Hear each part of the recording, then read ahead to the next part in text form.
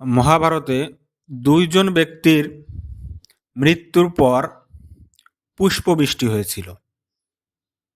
একজন হচ্ছেন দুর্যোধন, আর একজন হচ্ছেন গঙ্গাপুত্র শান্তনুপুত্র ভীষ্ম।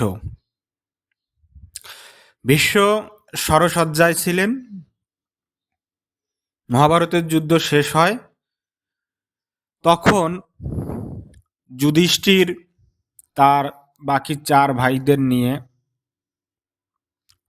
ভীষ্মের কাছে আসেন। দেবব্রত যার আগের নাম, কিন্তু তিনি কোনোদিন বিয়ে করবেন না,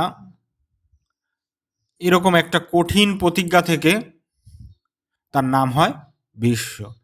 অর্থাৎ যুধিষ্ঠির তো রাজ্য পালনে অভিজ্ঞতা সম্পন্ন ছিলেন না।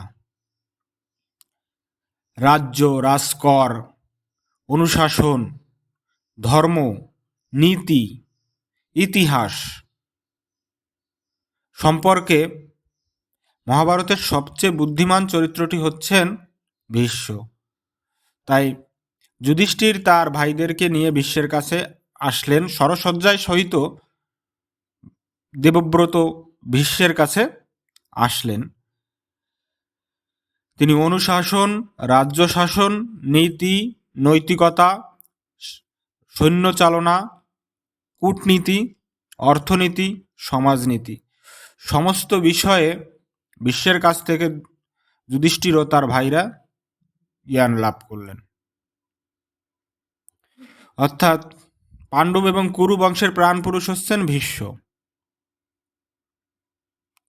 পিতামহ ভীষ্ম। ভীষ্ম এবং ব্যাসদেব এরা তো সমসাময়িক এবং ভাই।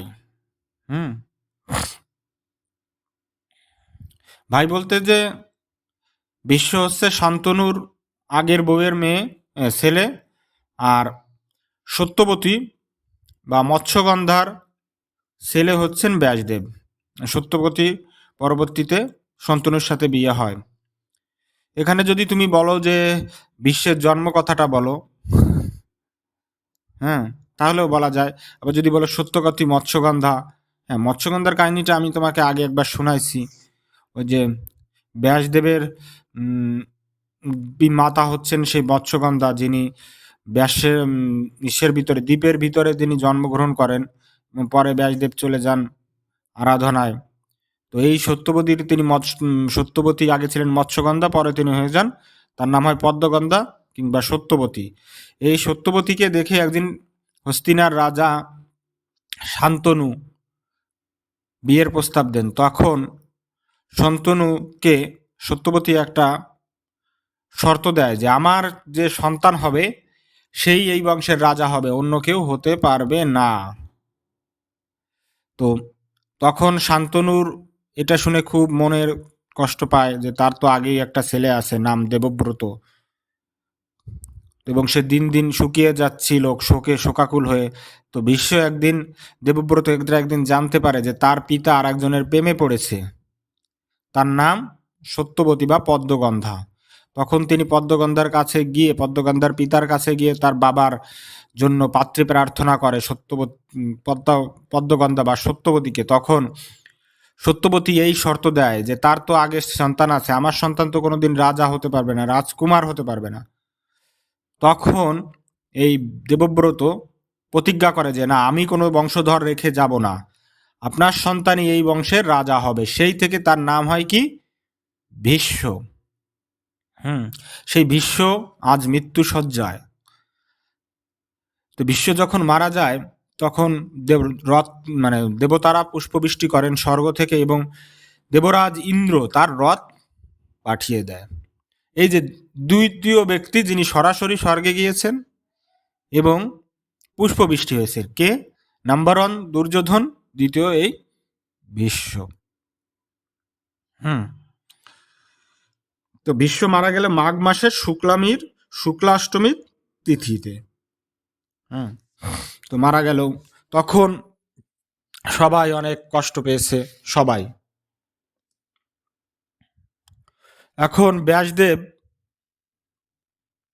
মহাভারতের রচয়িতা ব্যাসদেব যুধিষ্ঠিরকে এখানে একটা দর্শনের শিক্ষা দেবে। হ্যাঁ, বিশ্বের মৃত্যু থেকেও একটা দর্শনের শিক্ষা হবে। কি দর্শনের শিক্ষা? যে যুধিষ্ঠিরকে বললেন ব্যাসদেব যে তোমরা মানে সবাইকে, উপস্থিত সবাইকেই ব্যাসদেব বললেন যে তোমরা কেউ শোক করো না, কারণ বিশ্ব ছিল বসু অবতার, যে আমরা যে অষ্টবসু বলি না, একে চন্দ্র, দুটি পক্ষ, তিনি নেত্র, চারি বেদ, পঞ্চবান, ছয় সমুদ্র, না পঞ্চবান, ষড়ঋতু, সাত সমুদ্র, অষ্টবসু। এই যে অষ্টবসু বলি, সেই অষ্টবসুদের একজন ছিলেন বিশ্ব। তিনি অভিশাপবশত এই কুরু বংশে জন্মগ্রহণ করেছিলেন। তার মৃত্যু আসলে মৃত্যু নয়, এটা হচ্ছে কি মুক্তি। তাই এই শোক অর্থহীন, তোমরা শোক করো না। ওই যে পৃথিবীর অত্যাচারের ভার যখন পৃথিবী আর সহ্য করতে পারতেছিল না, তখন যিনি যে ব্রহ্মার কাছে গিয়ে বলেছিলেন যে আমি আর সহ্য করতে পারছি না, তখন সমস্ত দেবতারা যে তাদের অংশ কিংবা অংশ বিশেষ নিয়ে পৃথিবীতে জন্মগ্রহণ করেছিলেন। কৃষ্ণ জন্মগ্রহণ করেছিলেন, উম, ব্রহ্মা, শিব, মানে এদের অংশ বিশেষ সবাই যে জন্মগ্রহণ করেছিলেন। এই মহাভারতের চরিত্ররা কিন্তু কেউ মানব না, সবাই কিন্তু দেবতার অংশ বিশেষ।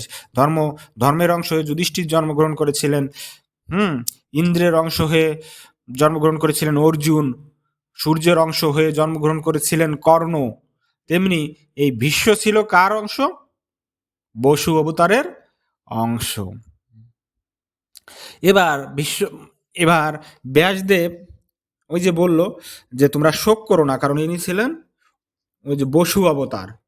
ব্যাসদেব আরো একটা যুধিষ্ঠিরকে শিক্ষা দিলেন, যে বললেন যে তুমি যদি পৃথিবীতে এমন কোনো জায়গা খুঁজে পাও যে মাটি কখনো দগ্ধ হয়নি বা আগুনে পড়েনি বা পবিত্র, যেখানে কোনো প্রাণীর দাহন হয়নি বা মরে নাই, যে জায়গায় পৃথিবী কোনো এক মাটি যেখানে কোনো মৃতদেহ কোনোদিন, সেটা প্রাণী হোক, পশু পাখি হোক, পোকামাকড় হোক, যেখানে কোনো প্রাণীর কখনো মারা যায়নি, যে স্থানে, অর্থাৎ যে স্থানটা কারো সমাধিভূমি নয় পৃথিবীর, যে মাটিটা একদম পবিত্র, যেখানে কোনো মৃতদেহ কখনো মিশে যায়নি বা পড়েনি, সেই স্থানে তুমি বিশ্বকে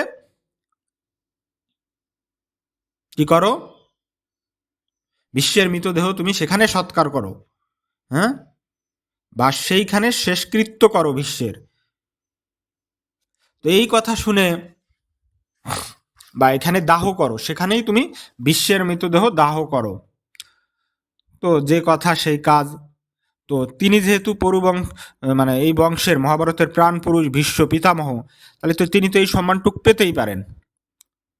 তিনি তার জন্য সর্বশ্রেষ্ঠ যে ভূমি, সেইটা খোঁজার জন্যই তো সবাই, যুধিষ্ঠির আজ্ঞা দিল কাকে? অর্জুনকে। তো তুমি তোমার কপিধ্বজ রথে চড়ে যাও, তোমার কপিধ্বজ যে রথ আছে অর্জুন, তুমি এটাই চড়ে যে সমস্ত জায়গা, আকাশ, পাতাল, মর্ত, পৃথিবী, অর্থাৎ অন্তরিক্ষ, মর্ত, পাতাল, এই তিন জায়গায়, মানে যে 7 রকমের পাতাল, সাতটা দ্বীপ এবং অনন্তর যে মর্ত, মানে 7 সমুদ্র তুমি পাড়ি দাও, 7 মর্তে তুমি যাও, 7 স্বর্গে তুমি যাও, সেখানে গিয়ে দেখো যে কোথায় এই অদগ্ধা পৃথিবী বা আপোড়া পৃথিবী, যেখানে কোথাও কারো দাহন হয় নাই বা শেষকৃত্য হয় নাই, সেই স্থান তুমি খুঁজে বের করো, যেখানে আমাদের এই বংশের পিতামহ বিশ্বকে আমরা দাহ করব, তার শেষকৃত্য সেখানে দাহন করব।